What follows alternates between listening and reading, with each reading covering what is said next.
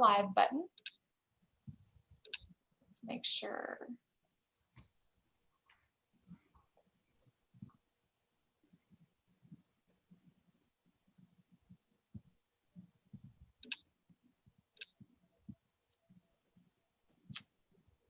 All right, I think we are live. So hello everyone, and thanks for joining us for our employer spotlight with Verana Health. I've got three great colleagues with me today that I will let introduce themselves. First of all, my name is Leslie Walton. I work in the Center for Career Development here at the University of Tennessee, Knoxville, and I will let our employer partners introduce themselves.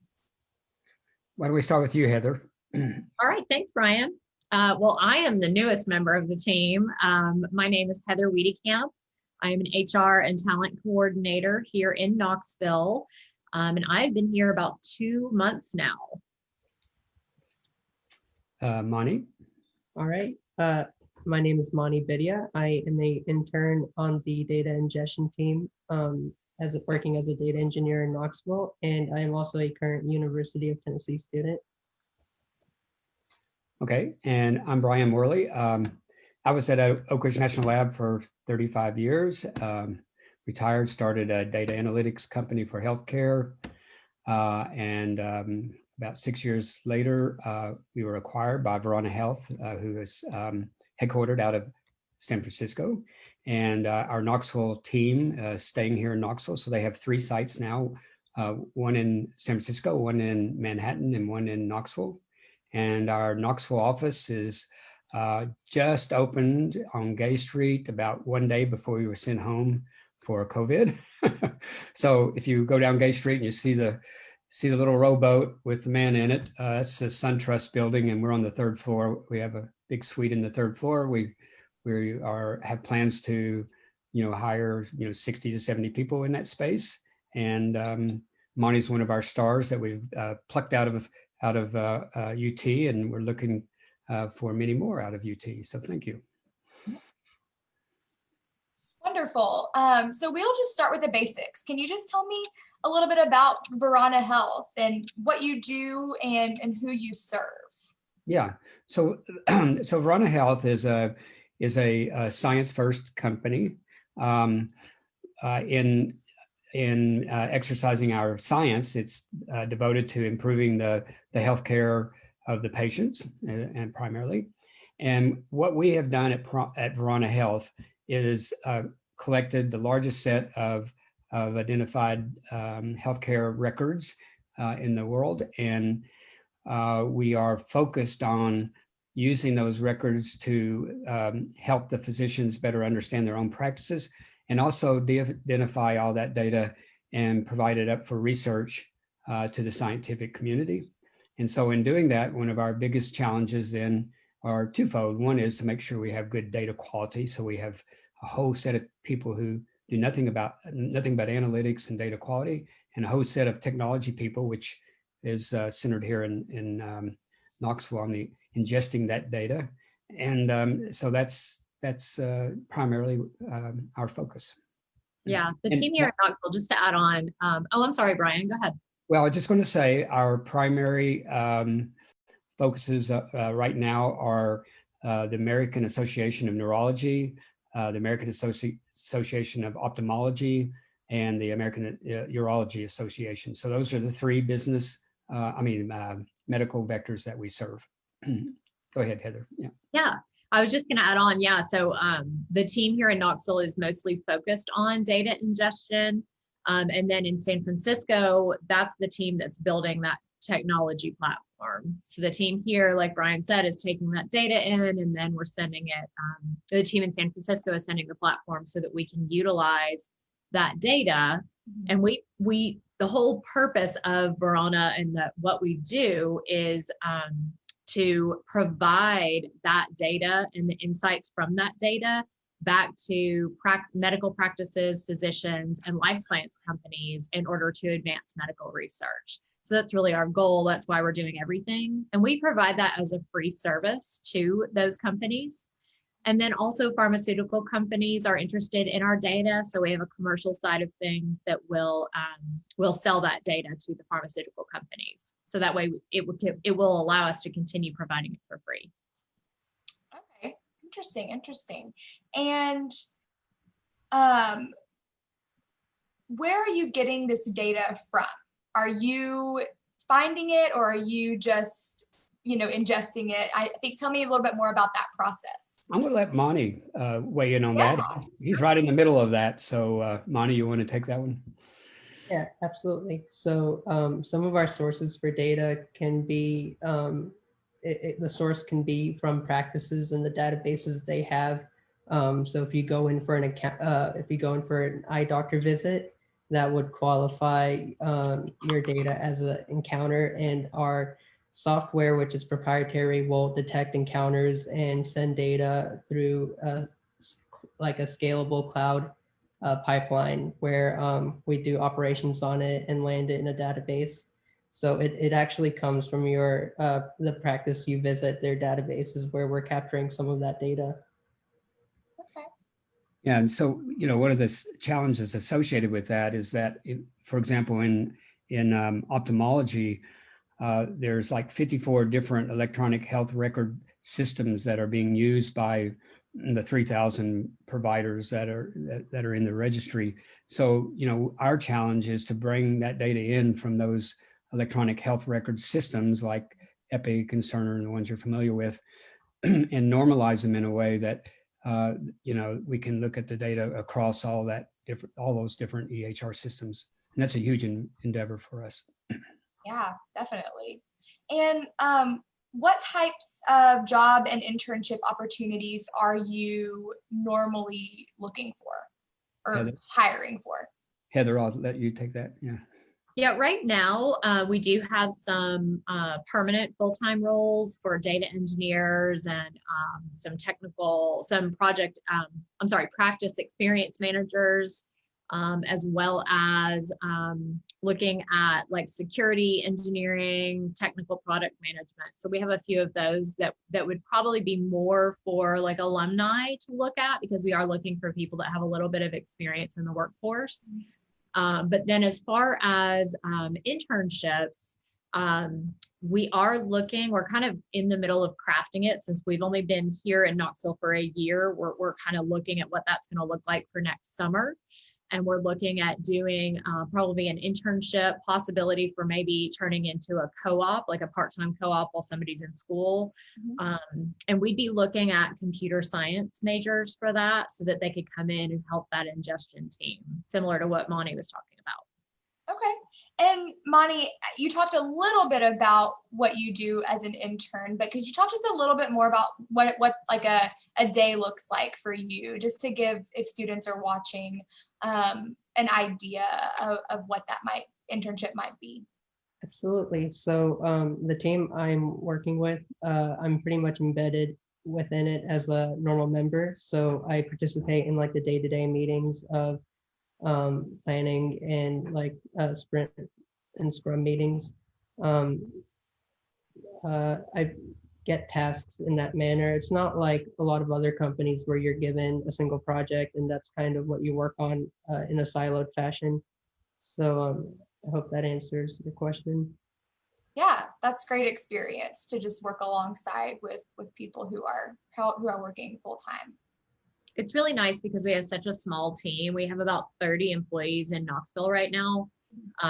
So we have such a small team, and we're so close knit, and we work so well together that it really is an opportunity to learn a lot. You're definitely not going to be just given a project and told to, sit over there and work on it. You're definitely going to be a part of the team, and things are ever changing, aren't they, guys? Yes. Yes, I'm sure, ever changing in healthcare. Which, Heather, that kind of brings me to another one of my questions is, could you tell us more about the company culture? And Monty and Brian, if you want to weigh in as well. What do you enjoy about working for Verana? For me, it's really fun. I've never worked in a startup environment before. This is the first time I've been in this environment, and there's so much to learn, but everybody's so willing to drop what they're doing and help you at the drop of a hat. I mean, everybody's so excited about what Verana is doing that they want the company to succeed. They want you to succeed.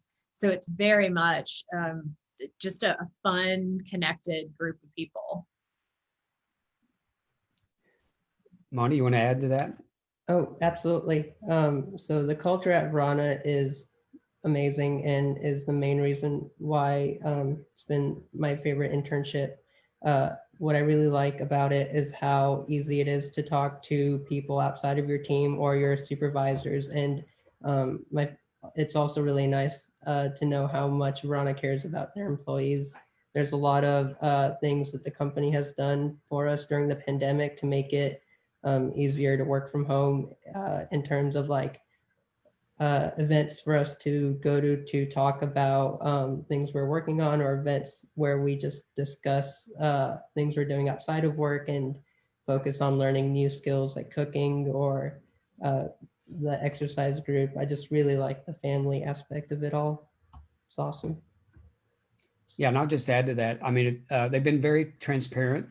Everything from the senior executive board meeting presentations are presented to the staff all the way down through.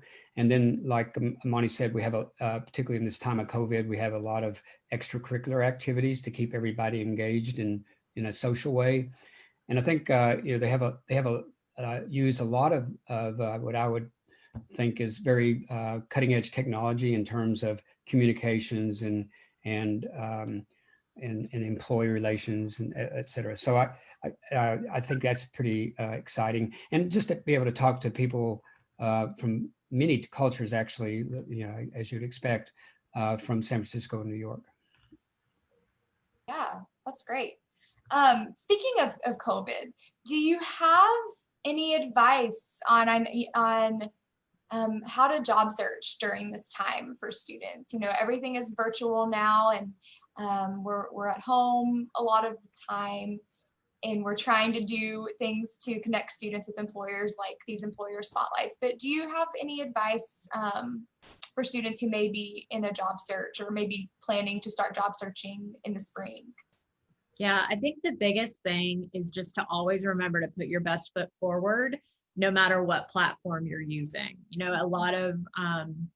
A lot of people who are in recruiting these days are going through the same things you are, even though we're on the other side of it. We're trying to adapt to how to use technology to do it and to connect with you and build relationships with you. But it really helps if you can make yourself available and put your best foot forward. Remember, even if you're texting with a recruiter, remember to keep it professional. Emailing, make sure your email addresses are professional format or professional wording. And then, when you're having a Zoom call, again, put your best foot forward. Make sure you're in a nice, quiet space, that you have set enough time aside so that you're not interrupted, and are able to complete that and listen, and the other person can hear you too. Yeah, that's great advice. A couple more questions. What kinds of candidates are you looking for when you're looking at resumes or when you are attending job fairs? What stands out in students or new grads or even alumni? Heather, you want to start and I can add? Sure, I'm happy to. So I already mentioned before, like with everything being all about data ingestion here, we do look for people who have experience with the technology, but like our practice experience managers, that's not quite as much technology. That's more about your personality and being able to adapt. So I think adaptability is a really big one overall, just because it is a startup. We are a small company, so we need you to be willing to jump in and help out and be willing to do that. And then also, we love it if people have an experience in healthcare, but I myself didn't have experience, so they are open to talking to people without. But I'd say adaptability would be the number one. Yeah. Brian? Well, I think right now our biggest need are in good data engineers, okay? Somebody who is very comfortable in working in a Unix environment as well as a Windows environment that has some kind of exposure to the big data stack, knows a little bit of Python, perhaps Spark, and some other software languages. I think adaptability is key. I think probably whatever the background is, you're going to be learning a lot in the holistic sense about what is needed in data engineering. We don't see it so much coming out of the school that the person knows all of these things. So we understand that, and we don't, that's not a determining factor. We just, and then also if there's any kind of knowledge about healthcare, that's a plus. On the practice experience side, these are people who are interfacing with the practices on a day-to-day basis. So they have to have good communication skills, some background in dealing with vendors over the phone, and some background in clinical data. So that's kind of where we're looking for, is sort of technical and non-technical. Those are the technical lane and the non-technical lane. Perfect, thank you. And are the practice experience managers similar to maybe like an account manager, or is it more customer service based? Can you just explain that position a little bit more? Yeah, more customer service facing. So, they have to call the practice up saying, look, we're going to be ingesting your data. Here's the process. If you have any issues, and then there's ticketing, and we manage all this through the Salesforce platform, because we're dealing with 20,000 physicians and 3,000 practices, and so it's a lot of it has to be automated. And I would add that to be very comfortable around computer software is a very key factor for the PEMs. Yeah. Great, thank you. Let's see. My last question, unless there's anything else you'd like to add, is why do you like hiring UT Vols, or why are you interested in recruiting more students and alumni from the University of Tennessee? I'll start with that. Yeah. So being a undergraduate school at UT, I have an affinity to UT from that as well. But I think when we started the company after I left the lab, we started it with nothing but interns from the university. So we worked closely with all the departments that were the business analytics and the computer science primarily. And we just feel that there's a good homegrown talent here, and that we should take advantage of it. And also it gives us an opportunity to talk with the faculty and let them know what our needs are, so that they can sort of gauge how they might prepare some of their curricula. And that's been very helpful to us. And we serve on the boards of those departments, computer science and business analytics. So it just provides us a good community sense of talent, and helps out the university. Yeah, absolutely. And if students are interested in learning more about Verana Health, or want to apply for positions, how can they find you? How can they do that? So we have our website, just veranahealth.com, where you can learn more about us. We're connected on LinkedIn as well. So they can find me on LinkedIn. We can connect and talk that way. I don't know if you put up the contact information here, but they can contact me directly if they want to, and I'm happy to chat with them. Great. And do you post positions on Handshake, or do you have any posted right now, or are planning to in the future? I will probably use it for our internship program, but right now I don't have anything posted on Handshake. Great. Do you know when that program will be open for applications? It's for the summer, right? Right. So hopefully December timeframe. Wonderful. Yeah. Is there anything else that any of you would like to add about Verana Health that we maybe haven't covered? I don't think so. No, I don't think so. Thank you for having us. Thank you all for taking some time to chat today. And this will be live on Facebook for people to continue to watch. It'll also be uploaded to this UT Center for Career Development and Academic Exploration YouTube channel that it will live on. So hopefully more students can learn about Verana, and we appreciate you guys being here. Go Vols! Go That's Vols. right. Calls. Yep. Thanks, guys. Thank you. Bye, everybody. Bye-bye.